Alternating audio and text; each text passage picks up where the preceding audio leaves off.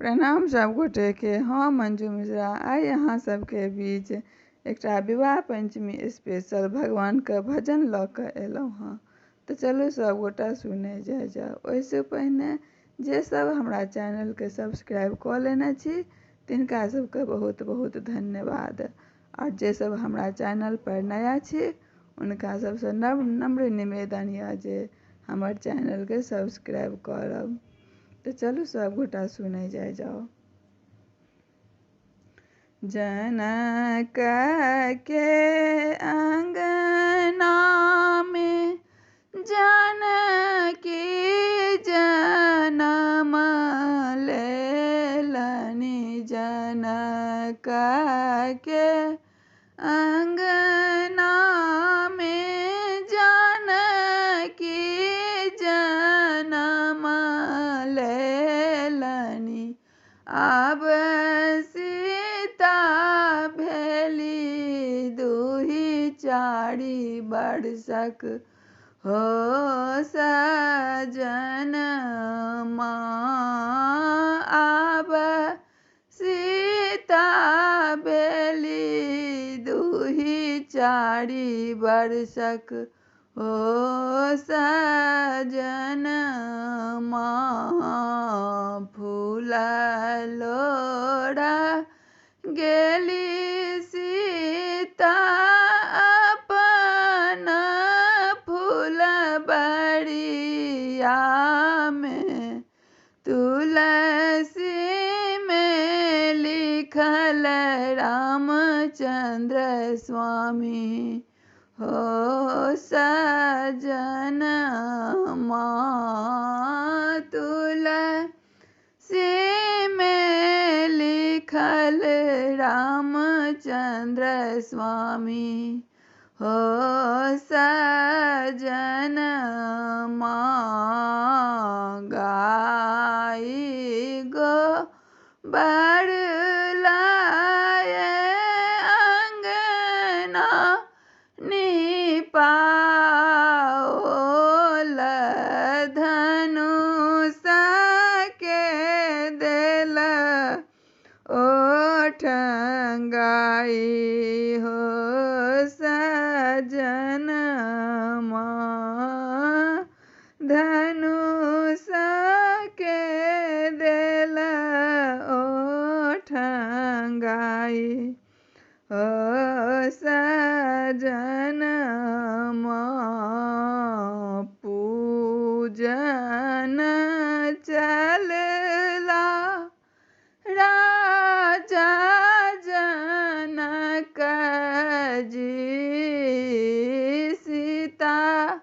सीता करथिन पुकार हो सजन माँ। सीता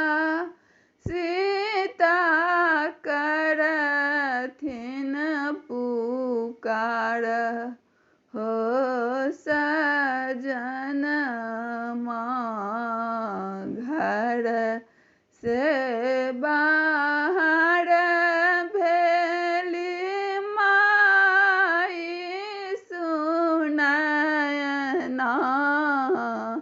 हंसी के रखथिन सीता के करनामा हो सजन माँ। सीता केलनि अजगूत बात हो सजन माँ। देसहि देश के रनोत पठेलखिन।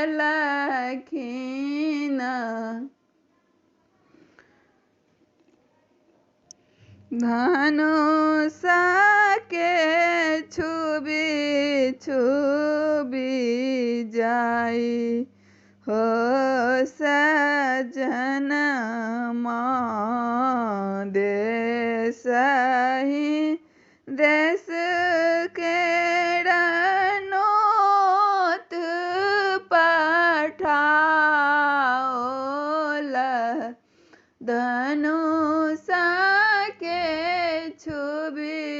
छुबी जाई हो सजन अयोध्या नगर से वशिष्ठ मुनिया आयल संग आयल राम लक्ष्मण हो सजन